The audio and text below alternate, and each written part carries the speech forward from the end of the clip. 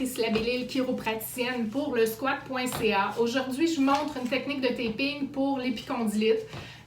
Donc, on a l'épicondylite latérale qui est la plus courante. On a aussi l'épicondylite médiale ou épitrocléite, donc l'autre terme aussi courant qu'on peut entendre. Donc, je vais vous montrer aujourd'hui pour l'épicondylite latérale. La douleur est souvent localisée directement sur la partie osseuse, là, l'attache de tous les tendons extenseurs des doigts.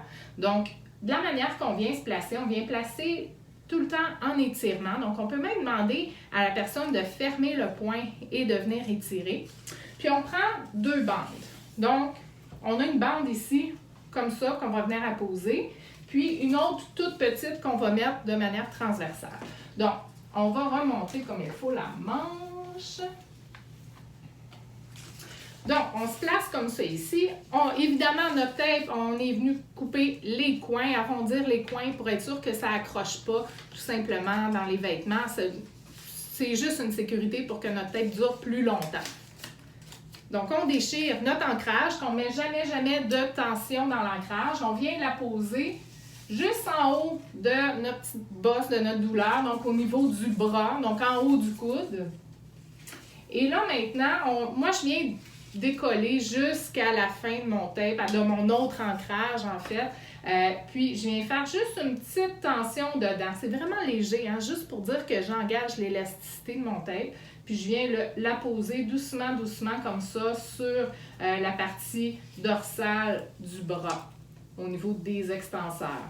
Et là, on frotte pour juste activer la chaleur, pour activer l'action de la colle au niveau du tape.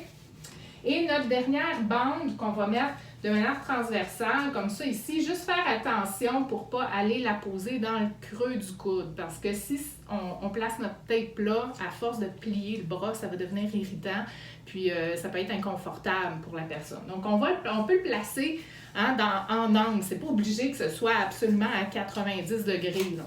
Donc on va le placer juste comme ça. Je le place un peu en angle pour le placer un petit peu plus haut que le creux du coude. Et voilà, comme ça ici. Même chose, on vient frotter comme il faut. Merci beaucoup!